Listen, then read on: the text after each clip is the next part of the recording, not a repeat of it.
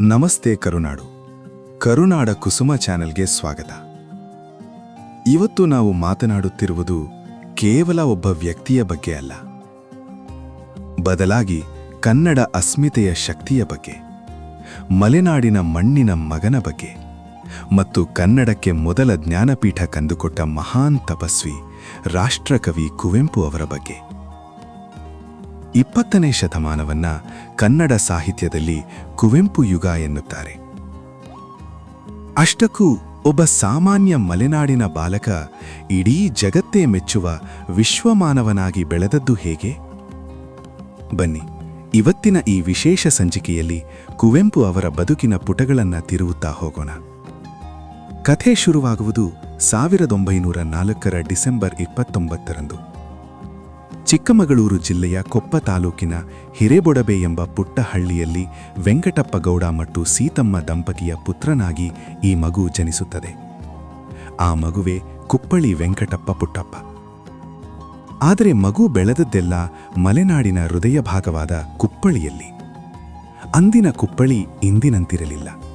ಅಲ್ಲಿ ರಸ್ತೆಗಳಿರಲಿಲ್ಲ, ದಟ್ಟವಾದ ಕಾಡು, ಭಯಾನಕ ಹುಲಿ ಚಿರತೆಗಳ ಓಡಾಟ. ಇಂತಹ ಪರಿಸರದಲ್ಲಿ ಬೆಳೆದ ಪುಟ್ಟಪ್ಪನಿಗೆ ಪ್ರಕೃತಿಯೇ ಮೊದಲ ಗುರು. ಹರಿಯುವ ಹಳ್ಳಗಳು, ಬೆಟ್ಟದ ಮೇಲಿನ ಮಂಜು, ಕಾಡಿನ ಹಕ್ಕಿಗಳ ಕಲರವ ಇವೆಲ್ಲವೂ ಅವರ ಪುಟ್ಟ ಮನಸ್ಸಿನಲ್ಲಿ ಕವಿತೆಯ ಬೀಜ ಬಿತ್ತಿದವು. ಕೂಲಿಮಠದ ಅಕ್ಷರ ಅಭ್ಯಾಸದ ಜೊತೆಗೆ ಅವರು ಪ್ರಕೃತಿಯಿಂದ ದರ್ಶನ ಪಡೆದರು. ಅವರ ಬಾಲ್ಯದ ಈ ಅನುಭವಗಳೇ ಮುಂದೆ ಮಲೆಗಳಲ್ಲಿ ಮದುಮಗಳು ಕಾದಂಬರಿಯಾಗಿ ಹೊರಹೊಮ್ಮಲು ಪ್ರೇರಣೆಯಾದವು. ಹೆಚ್ಚಿನ ಓದಿಗಾಗಿ ಪುಟ್ಟಪ್ಪ ಮೈಸೂರಿಗೆ ಬಂದರು. ಮೈಸೂರಿನ ಸಾಂಸ್ಕೃತಿಕ ವಾತಾವರಣ ಅವರನ್ನ ಸೆಳೆಯಿತು. ಶಾರದಾ ವಿಲಾಸ್ ಹೈಸ್ಕೂಲ್ ಮುಗಿಸಿ ಮಹಾರಾಜ ಕಾಲೇಜಿಗೆ ಸೇರಿದಾಗ ಅವರಿಗೆ ಇಂಗ್ಲಿಷ್ ಸಾಹಿತ್ಯದ ಮೇಲೆ ಮೋಹ ಉಂಟಾಯಿತು.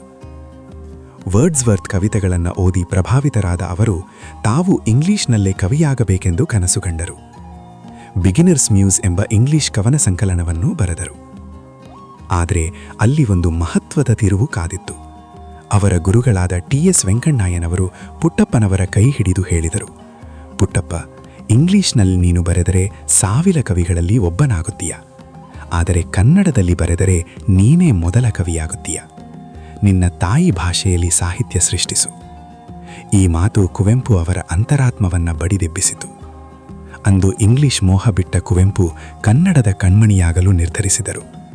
ಇದು ಕೇವಲ ಒಬ್ಬ ಕವಿಯ ಬದಲಾವಣೆಯಲ್ಲ, ಇಡೀ ಕನ್ನಡ ಸಾಹಿತ್ಯಕ್ಕೆ ಸಿಕ್ಕ ಹೊಸ ಜೀವ. ಪುಟ್ಟಪ್ಪನವರು ತಾವು ಓದಿದ ಮಹಾರಾಜ ಕಾಲೇಜಿನಲ್ಲೇ ಕನ್ನಡ ಪ್ರಾಧ್ಯಾಪಕರಾಗಿ ವೃತ್ತಿ ಆರಂಭಿಸಿದರು.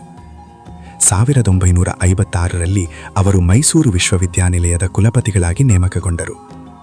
ಕರ್ನಾಟಕದ ವಿಶ್ವವಿದ್ಯಾನಿಲಯವೊಂದಕ್ಕೆ ಕುಲಪತಿಯಾದ ಮೊದಲ ಕನ್ನಡಿಗ ಎಂಬ ಹೆಗ್ಗಳಿಕೆ ಇವರದು. ವಿಶ್ವವಿದ್ಯಾನಿಲಯದ ಆಡಳಿತದಲ್ಲಿ ಕನ್ನಡವನ್ನ ತರಲು ಅವರು ಸಿಂಹದಂತೆ ಹೋರಾಡಿದರು. ಮಾನಸ ಗಂಗೋತ್ರಿ ಎಂಬ ಸುಂದರ ಹೆಸರನ್ನ ಮೈಸೂರು ವಿವಿಯ ಆವರಣಕ್ಕೆ ನೀಡಿದವರು ಇವರೇ. ಅಷ್ಟೇ ಅಲ್ಲ, ಜ್ಞಾನವನ್ನ ಕೇವಲ ಇಂಗ್ಲಿಷ್ ಬಲ್ಲವರಿಗೆ ಸೀಮಿತಗೊಳಿಸದೆ ಅದು ಸಾಮಾನ್ಯ ಕನ್ನಡಿಗನಿಗೂ ತಲುಪಬೇಕೆಂದು ಅವರು ಪ್ರತಿಪಾದಿಸಿದರು. ಕುವೆಂಪು ಅಕ್ಷರ ಲೋಕದ ಮಾಂತ್ರಿಕರಾದರು. ಸಾವಿರಾರು ವರ್ಷಗಳ ಹಿಂದಿನ ರಾಮಾಯಣದ ಕಥೆಯನ್ನ ಎತ್ತಿಕೊಂಡು ಅವರು ಬರೆದದ್ದು ಶ್ರೀರಾಮಾಯಣ ದರ್ಶನಂ. ಇಲ್ಲಿ ರಾಮ ದೇವರಿಗಿಂತ ಹೆಚ್ಚಾಗಿ ಒಬ್ಬ ಉದಾತ್ತ ಮಾನವನಾಗಿ ಕಾಣುತ್ತಾನೆ. ಸೀತೆ ಕೇವಲ ಅಬಲೆಯಲ್ಲ, ಅವಳು ಶಕ್ತಿಯ ರೂಪ. ಈ ಮಹಾಕಾವ್ಯಕ್ಕೆ 1967ರಲ್ಲಿ ಕನ್ನಡಕ್ಕೆ ಮೊದಲ ಜ್ಞಾನಪೀಠ ಪ್ರಶಸ್ತಿ ಲಭಿಸಿತು.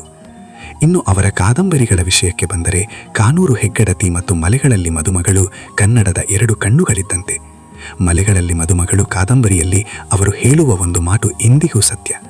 ಇಲ್ಲಿ ಯಾರೂ ಮುಖ್ಯರಲ್ಲ, ಯಾರೂ ಅಮುಖ್ಯರಲ್ಲ, ಎಲ್ಲವೂ ಮುಖ್ಯ. 100 ಪಾತ್ರಗಳು, 100 ಉಪಕಥೆಗಳ ಮೂಲಕ ಮಲೆನಾಡಿನ ಬದುಕನ್ನ ಅವರು ನಮ್ಮ ಕಣ್ಮುಂದೆ ತರುತ್ತಾರೆ.